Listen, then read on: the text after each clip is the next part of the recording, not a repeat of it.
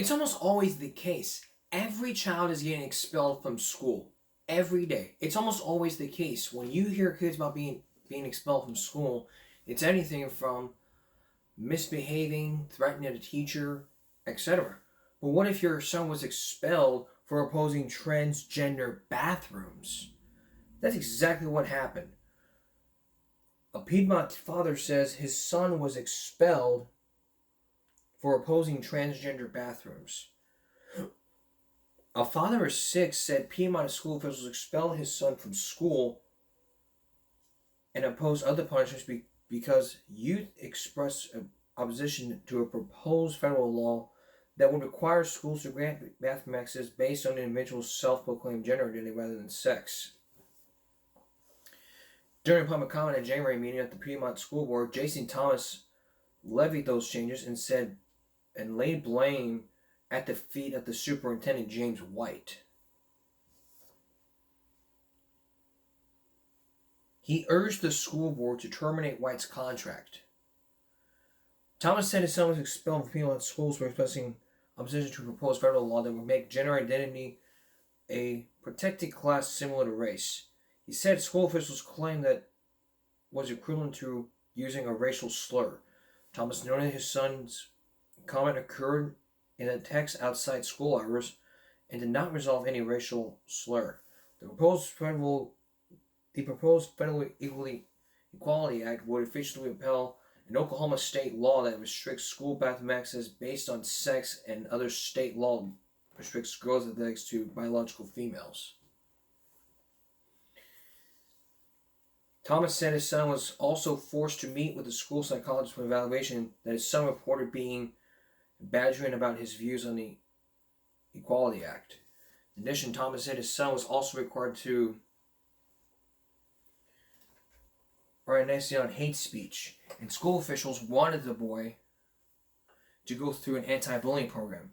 He said the youth was also required to run until he threw up during athletics because he had disgraced the Wildcats. Thomas said the false allegations of racism was especially hurtful since he and his children are Cherokee. Noting his family's history includes the Trail of Tears and his own father's attendance at boarding school where the elder Thomas was not allowed to speak his native language. The Oklahoma Council for Public Affairs sent a request for comment to school officials, including White. As publication, no response is provided. The website for the schools includes a equity and inclusion statement declaring the district will work to address bias and prejudice in our school community and achieve change. If Thomas's claims are accurate and his son was penalized for expressing his view on a political issue, they could face legal liability. The schools. While courts have held that schools can impose punishments for off-campus speech, such as making threats for failing to follow lessons, courts have also imposed limits on schools' authority over student speech. In 2021, the Supreme Court held that Minority Area High School in Pennsylvania violated the First Amendment free speech rights of teenager Randy Levy, after Levy failed to make the school's varsity cheerleading squad. She made associated social media posts that contained vulgar language and gestures. Upon learning the social media post, the school suspended Levy from the junior high varsity cheerleading squad.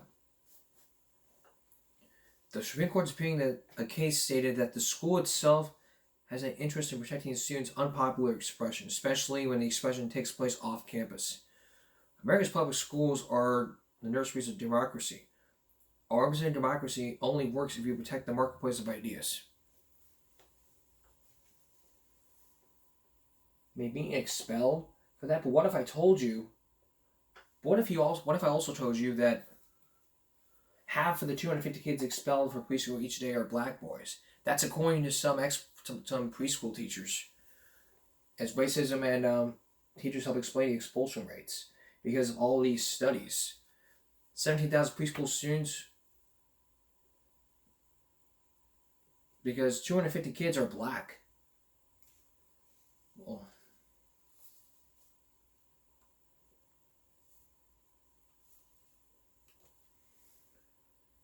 because if you look at these studies, black kids are more likely to be expelled because of their behavior.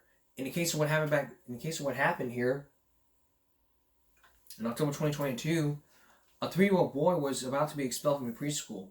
The school charges a bunch of behavior which it claimed including throwing blocks, not following directions, refusing to sit at circle time, and periodically running from the classroom. Stanek says that this would normally be seen as typical developmental preschool behavior, especially for a child with speech impediment. But all these studies have found what happened. Like a December 2018 report from the Institute of Child Services, Greenfield, South Carolina, found a preschool expulsion predicts to leaving school prematurely at later grades. Or how about this study? A September 2021 study published in the Journal of Annals for the New York Academy of Sciences found that teachers tend to complain more about black students, particularly black boys. These teachers identify black students' behavior as more problematic. Now, I'm not being racist. This is what the report says. A 2017 data from the National Survey of Children's Health, 250 kids in the U.S. are suspended or expelled from preschool each day. The majority of these is probably black people. Black kids. But that's all you got to look at here. So I'm not going to read you the whole article because we got a lot to move on. But a bit later on, a superintendent says their story about expulsions, his district is incorrect. Here's why he's wrong. We'll have that for you. A little bit later. But when we come back, the lead detective in that JonBenét Ramsey case tells his side of the story. Is he telling the truth? Why did he quit? All that will be explained. Stay with us. Last episode, we focused in on the JonBenét Ramsey case, going through mountains and mountains and mountains of piles of evidence, from the basement, the clothing, to the ransom note. But there's still more to this case. You're about to meet the lead detective back in 1998 who became obsessed with the case that he decided to quit in protest. You'll hear why he quit the protest, and you won't hear the evidence because years ago he was gagged from not discussing these evidence. So once again, here's Elizabeth Vargas. This case took over your life. Well, it absolutely did. It became all-consuming, night and day. The birthdays and holidays and Christmas and anniversaries that we spent away from home. Detective Steve Thomas is a dedicated cop with a solid record for 13 years. For nearly 2 years, he says he and other detectives worked 100-hour weeks, all in the name of justice for a murdered 6-year-old. That's some of the sentiment behind where the detectives stand and what they feel about JonBenét. And yet, on August 6th, you resigned from your job. A career that I loved, a career that I think I was pretty good at. But on that painful day he resigned, on JonBenét's birthday, Detective Thomas sent flowers to her grave, turned in his badge, and wrote a scathing letter. In your letter, you made a very serious allegation accusing the district attorney, Alex Hunter, of thoroughly compromising the Ramsey investigation. I stand by my letter. That letter, a 5-page, single-spaced hand grenade thrown right into a case that seemed to have stalled for months. In it, Thomas accused the Boulder District Attorney's Office of mishandling and compromising the case. He accused them of shameless tactics against innocent people, of failing to support basic search warrants for telephone and credit card records, and of sharing police evidence with the Ramseys and their lawyers. It just got to a point where it was very disheartening. Also in Thomas's letter, the serious accusation that some evidence was never collected, some never tested, because of the office of Boulder's district attorney, Alex Hunter. If I come across as arrogant, I apologize to you for that. Citing the sensitivities surrounding the grand jury, Hunter declined our request for an interview. Some people might say, well, you are the police. It doesn't matter what support or lack thereof you're getting from the DA's office. Just go out and get the evidence and tell us who the killer is. Why can't you do that? Maybe on television, but police detectives know that is not the case in real life. Do the police know Who killed John Benet Ramsey? I'm not going to answer that question.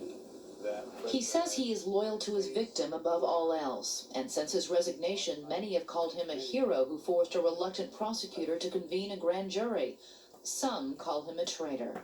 There have been some critics who maintain that your letter may actually hurt a prosecution's case in the future. That in fact it may be used in a trial to help a defendant get off. I hate to think that the truth would hurt anything. You called this case a failure of the system. Those are very harsh words. We're coming up on the second anniversary of this homicide. I certainly don't see a success or a victory of justice. Did John Benet get to you more than other cases? Absolutely. Someone needs to stand up and speak for John Benet. She can't speak for herself, and the detectives tried to do that. We're going to solve this case, but we're going to do it our way. As Boulder's district attorney for 26 years, running the last 7 terms unopposed, Alex Hunter is certainly popular. Yet the Steve Thomas letter ignited a firestorm of criticism. We asked him to remove the case from Alex Hunter's jurisdiction and appoint Some key Ramsey case witnesses joined Thomas in a call for a special prosecutor, like Fleet White and his wife Priscilla, who had dinner with the Ramseys that Christmas Day. It is likely that the district attorney has attempted to discourage police detectives. Last month, a front-page column called Alex Hunter the reluctant prosecutor. Veteran reporter Juliet Whitman outlined a sampling of cases not filed or undercharged. I think there's real fear and incompetence and laziness. Attorney Claudia Bailiff ran Boulder's Rape Crisis Center for 5 years. She says she was so surprised at the plea bargains for child molesters. In 1990, she prepared this formal study of Hunter's record. The most staggering statistic we came up with was of 60 individuals who were convicted of sexually abusing children or incest, only 1 went to prison. And we were absolutely stunned by that. Bailiff resigned in frustration. The new team at the Rape Crisis Center says Hunter's record has improved. But what about the thorny case of Sid Wells, murdered in 1983? June Menger is Sid Wells' mother. It's like deja vu for me watching the Ramsey case. Before John Benet, the world media swarmed on Boulder to cover the murder case of Sid Wells, the steady boyfriend of Shauna Redford, Robert Redford's daughter. Wells, a handsome journalism student, was fatally shot in his apartment in the back of the head with a 20-gauge shotgun. Fred Neitzel was the lead detective on the case. He arrested Sid Wells' roommate, Thane Smyka.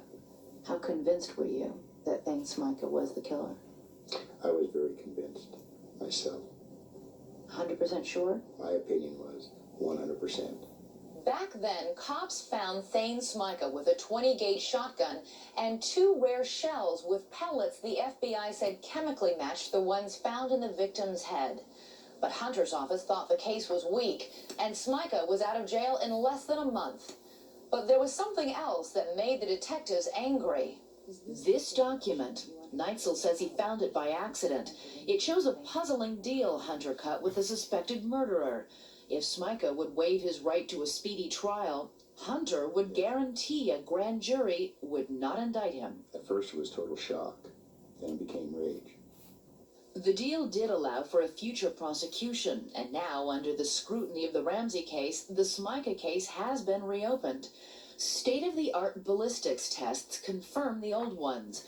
But here's the problem. Thane Smyka skipped town and disappeared more than a decade ago. Again, June Menger, the murder victim's mother, on Alex Hunter. I think he should resign. But the pressing question today is, can District Attorney Alex Hunter rise to the current challenge of the Ramsey case? Again, ABC News consultant Vincent Bugliosi. I'm sure he's an honorable person and he's interested in seeking justice in this case, but he's certainly not the stereotypical DA who's tough and hard-nosed, and you need an aggressive DA in a situation like this. And he apparently is not that type of person. Which perhaps is why his critics say it took public protest to get the Ramsey case to a grand jury after nearly 2 years. Remember, a grand jury can compel reluctant witnesses to testify. How unusual is it to wait that long to impanel a grand jury to investigate It's that? highly unusual, particularly when you have two suspects and they're not cooperating with you. I mean, it's a DA 101. That when you have two suspects, you do everything possible immediately to separate those two and not give them time for their stories to harden and to reconcile with each other. It's being done now, a year and a half later, but it's a little late in the day. Incompetence. Incompetence, right. Based on what we know right now, based on what our sources have told us is the evidence right now. Right. If they don't come up with anything more, is this the perfect murder? Obviously, if they don't come up with enough evidence, then the perpetrators committed a perfect murder, you know.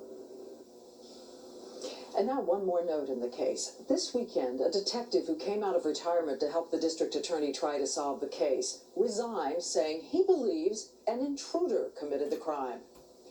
As for Steve Thomas, he now works as a carpenter. And the grand jury? It has been at work for 4 days, hearing testimony from the first police officers to arrive at the crime scene. What a great way to end on. Coming up next. How safe is the beef that you eat? John Quinones with a hidden camera investigation. Stay with us. Whenever school superintendents hear the story, they don't have a lot of news people don't cover up the facts. Here's a case of what happened. ProPublica, investigative journalism in the public interest. A school superintendent says our story about expulsions in his district is incorrect. Here's why. The New Mexico School District's discipline data reported to the state's education department each year contradicts the superintendent's defense. Over the 4 academic years ending in spring 2020, Gallup McKinley County schools reported to New Mexico officials that had expelled students at least 200 times, far more often than school districts in the rest of the state. Yet on January 29th, the district superintendent told school board members that it had expelled just over a dozen students over the past 7 years.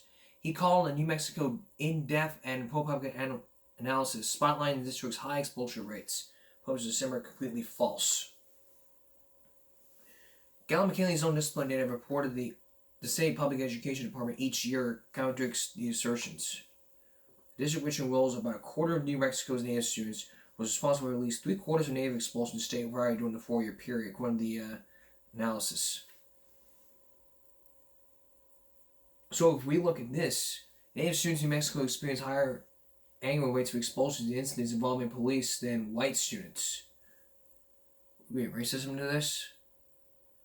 In Gallup County, students across the border are punished more harshly than those in the rest of the state, but the large native student body is still disciplined at the higher rates than white students. The highest one ever has to be the Gallup from the 20% native, while white people are at 10%. The rest of the state, 15%, and close down below. The hammer for the current school year defines expulsion as a permanent removal. However, that change would not affect the number of expulsions the districts reported in prior years. School districts are free to develop their own discipline policies, but they are to report infractions and punishments to the state via system. The state uses that data to track racial disparities among special education students as required by federal law.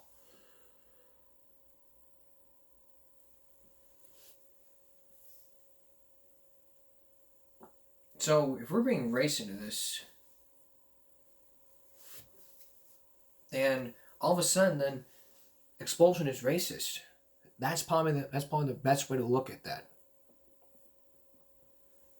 So again, it's all how you look at. It's like people say, it's all how you look at it. A primetime investigation. How safe is American meat?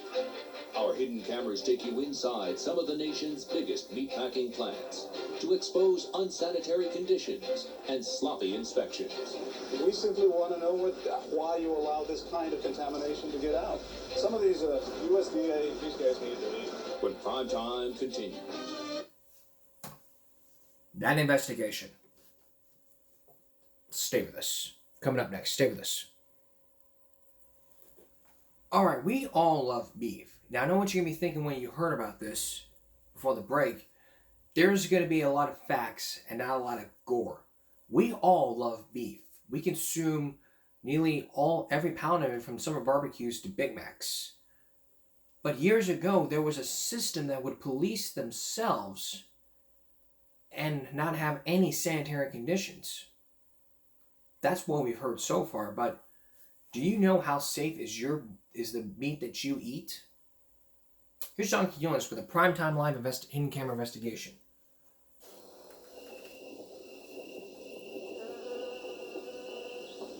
From the dusty plains of Texas to the Rocky Mountains of Colorado, every day 100,000 head of cattle are rounded up and brought to the slaughterhouse to feed America's insatiable appetite for red meat. This year alone, each one of us will eat an average of 67 pounds of beef. The meat industry calls it real food for real people.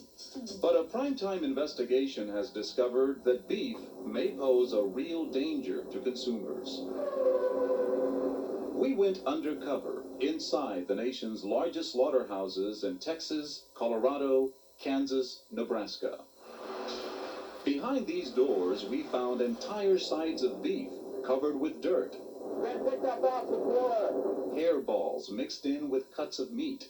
And we found this, shotgun pellets buried inside a carcass, all ready for sale to unsuspecting consumers. You're telling me that contaminated meat is getting out to the consumer, and the USDA cannot do anything about it? Our hands are tied. There's not much we can do about it.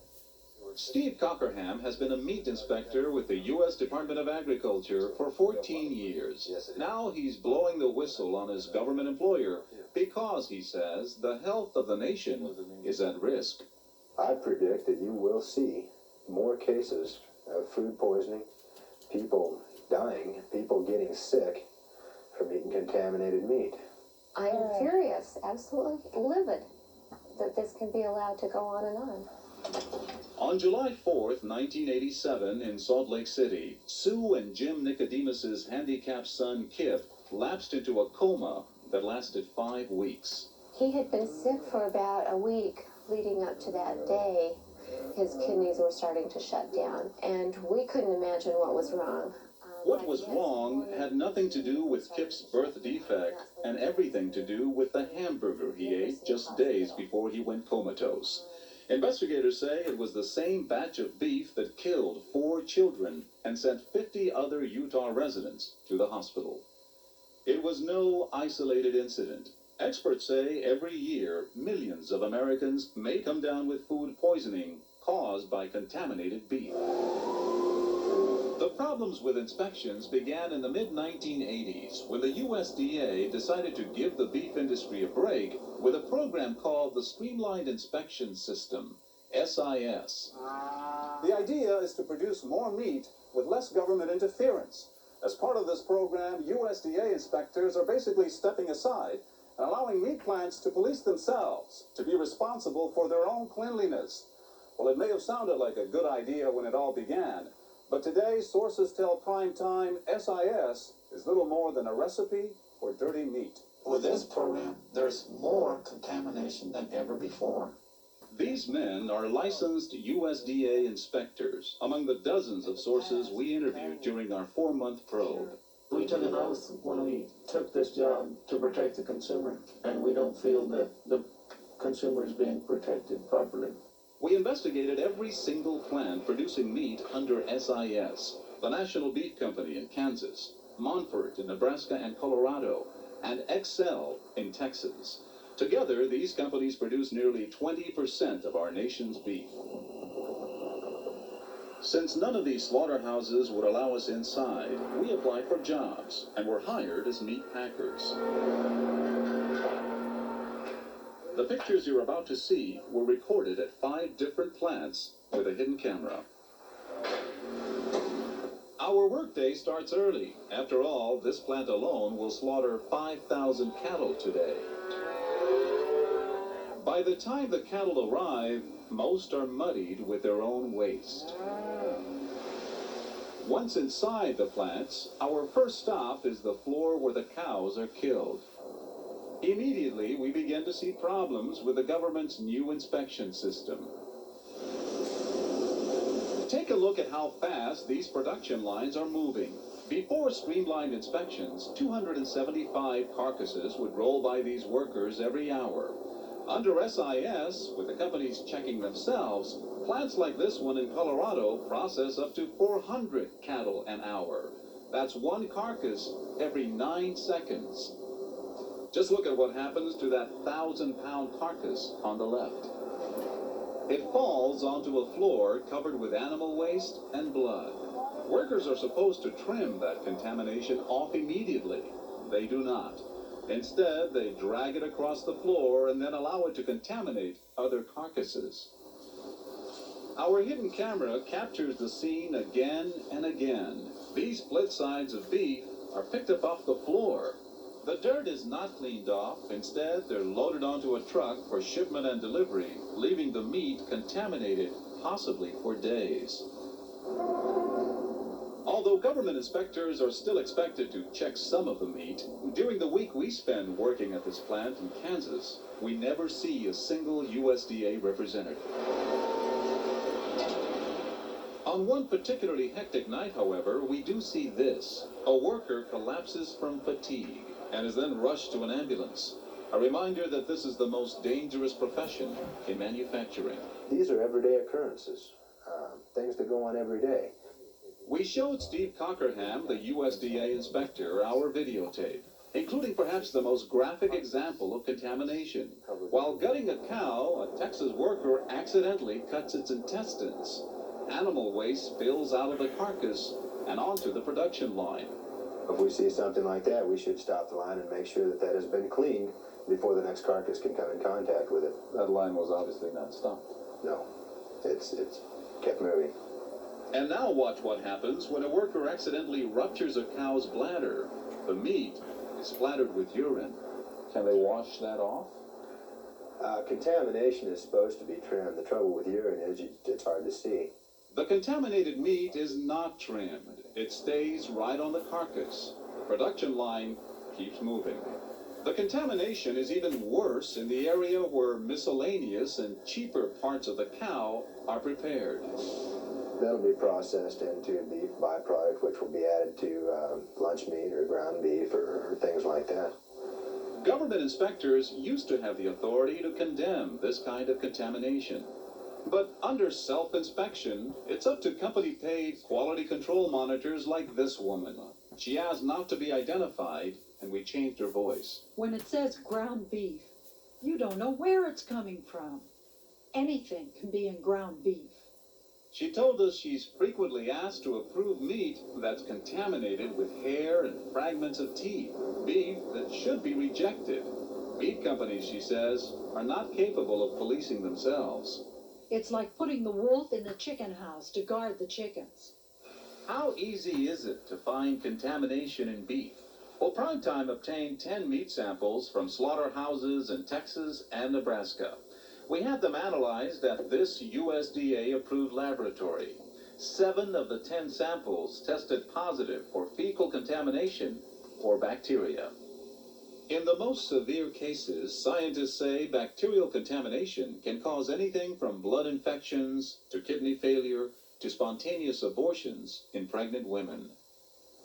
Dr. Glenn Morris, an expert on food poisoning, says under today's inspections, consumers have little protection against this kind of contamination. They might find out 2 weeks later that a particular batch of beef was contaminated with salmonella. But by that time, that beef is shipped, gone, off to the consumers in supermarkets. But contamination is not always buried in microscopic bacteria. Remember the shotgun pellets? They were found in a piece of round steak that had been inspected and approved by company monitors. This is something that we used to watch for that we can't watch for now under the new program. We tried to interview a number of plant officials, but the National Beef Company never returned our calls. Monfort refused to show us their slaughterhouse, so we went to the Excel plant in Friona, Texas. and caught up with plant manager Terry Wilkerson. Mr. Wilkerson, hi. I'm John Quinones from Primetime Live. We have some videotape taken inside your plant that we'd like to show you. We have pictures of cow feces, urine spilled in the carcasses, meat that is not cut off or trimmed off but sent out for shipment. I understand that, and I appreciate what you've done, but I can't, I've been instructed what I'm supposed to do too. We simply want to know why you allow this kind of contamination to get out. Some of these USDA... These guys need to leave. Okay. Y'all have to leave, guys. What? You have to leave. You have to leave. We're confident, John, that we have the safest food supply in the world. We're confident that we're doing a good job. Dr. Russell Cross is the man in charge of all meat safety and inspection for the U.S. government. We showed him our videotape taken inside the plants. This is one of the carcasses going through, and that's feces that's being washed off. Another carcass comes along, as you can see, and this is what your inspectors call cross-contamination, isn't it?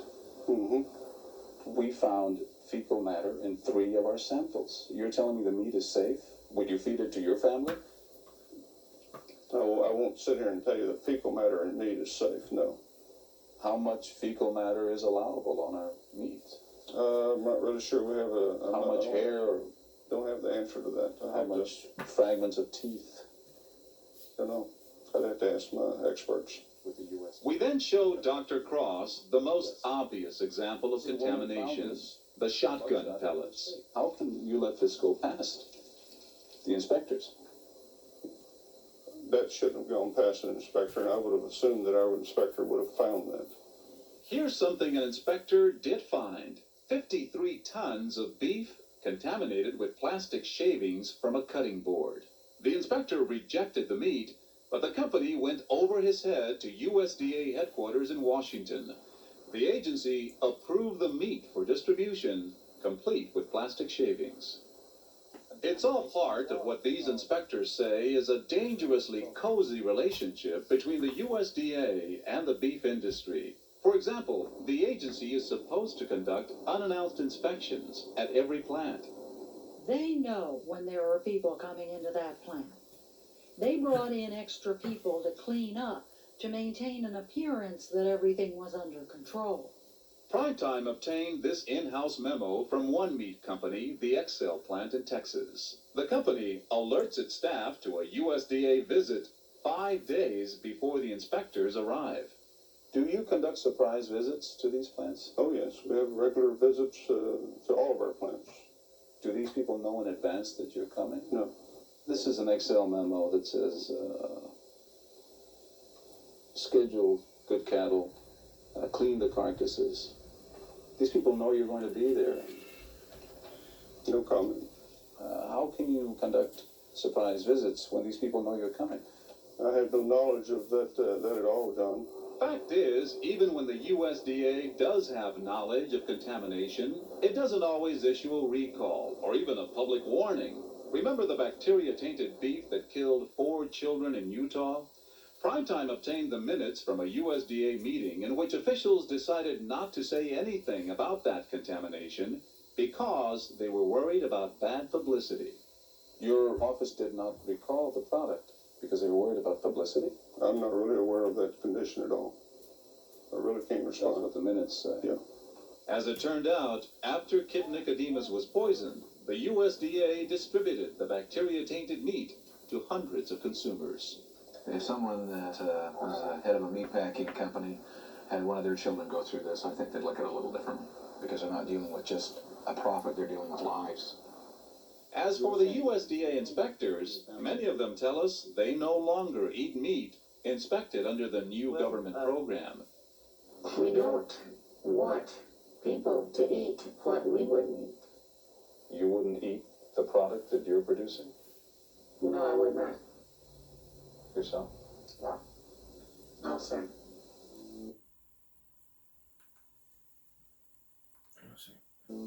Some notes now about all of this. The government recently announced that it will review the streamlined inspection system, which covers 20% of our beef, to make sure it's safe. Now, the question is, before we move on to that question, in a future reference, probably on Saturday, we're going to play you, we're going to do a hint, we're going to talk about redating packages. It's not just the beef, it's also chicken and fish. The same thing that happens in your grocery stores. The dating game. Now, what can you do to protect yourself? Experts say you should not eat raw or undercooked meat. Avoid mixing juices, raw meat juices, with other juices from raw product. Carefully check the expiration date. A lot of times you go to grocery stores and you would find that the old date dot's underneath, on top of the new ones. Finally, when you're cooking beef, make sure you use a meat thermometer to make sure the internal temperature of the meat is 165 degrees. That's the whole key here.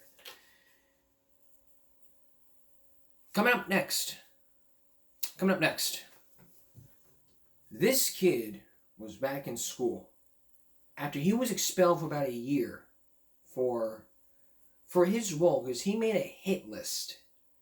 And now the schools are saying, you know what, let's bring him back in. Stay with us. There is now the very latest from the kid a year ago who's now back in school after he was expelled. Not suspended, expelled for making that hit list. Now the schools are saying, you know what, let's bring him back. This 14-year-old Kentucky student who was expelled from allegedly running a hit list last year was allowed to return to school this month. And sparking anger. Now, what happened is they're calling out the superintendent for this. Here's the latest from ABC News. The outrage over a public school student who allegedly wrote a kill list a year ago and is now being sent back to school to join former classmates. ABC's M. Wynn has more. We are calling you to be responsible and to do the right thing. This morning, shock and outrage from Boone County parents learning a student who allegedly made a kill list is back in their children's school. Well, I couldn't believe it. My worst fear is that one day, after my daughter gets dropped off from school, that I get a text over the phone of the school has been locked down and that there are casualties in the school. Officials say an 8th grader allegedly made threats last year against several students when he was at Connor Middle School. At that time, Superintendent Matthew Turner and the school board decided to expel him. And now, 1 year later, the student is back in the classroom at Connor High School. A room full of parents voicing frustration at a recent school board meeting. It is completely negligent to place a student exhibiting these red flags with our children at Connor High School. Turner defending his decision, telling ABC News the Kentucky Constitution guarantees the right to a public education for every child without prejudice. Public school districts are not legally permitted to permanently expel a student. We have no reason to believe there is any threat to students or staff. According to a state statute, local school boards can expel students who make threats against others for not less than 1 year. Yes, you have to provide a free education, but that does not stipulate that it has to be right back at Connor High School. They have plenty of options. Parents are on edge, especially as K-12 school shootings have recently skyrocketed. 58 were reported in 2017, according to the K-12 school shooting database. In 2022, there were 302. There are a number of school districts out there that also impose a minimum of 1 year expulsion for similar incidents, but overall no exact protocol for all states. Also, most of these school districts often have a range of punishments that can change on a case-by-case basis. And win for us, thank you. Wow.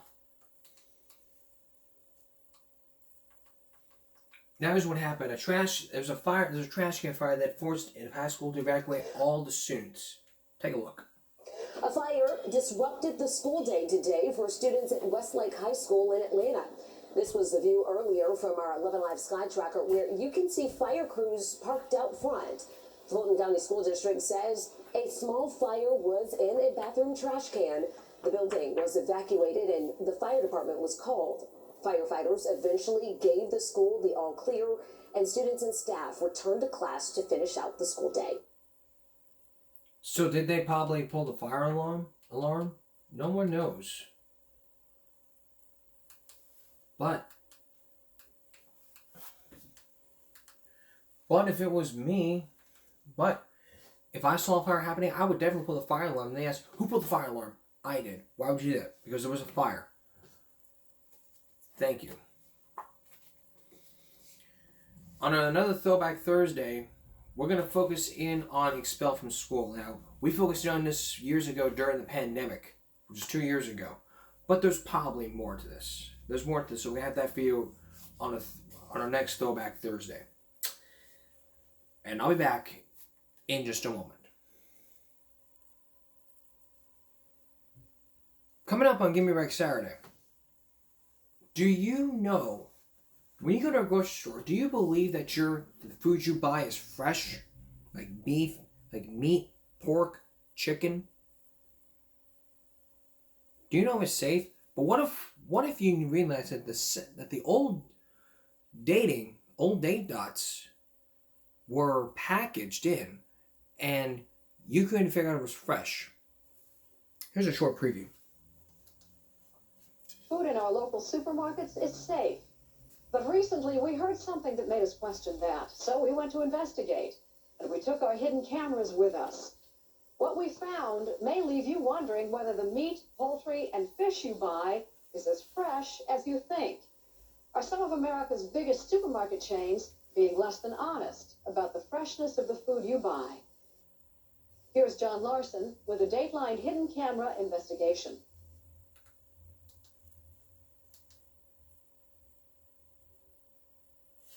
So that hidden camera investigation to meat department practices and whether expiration dates are being changed at 7 major supermarket chains. That's tomorrow. Also next week's broadcast. You can't say that. What's happening to free speech? That's next week. That's Give Me a Break for Friday. For this Friday. Join us again on Saturday night for Give Me a Break Saturday night. And for all of us here at YouTube, I hope you've had a great day. Have a good night.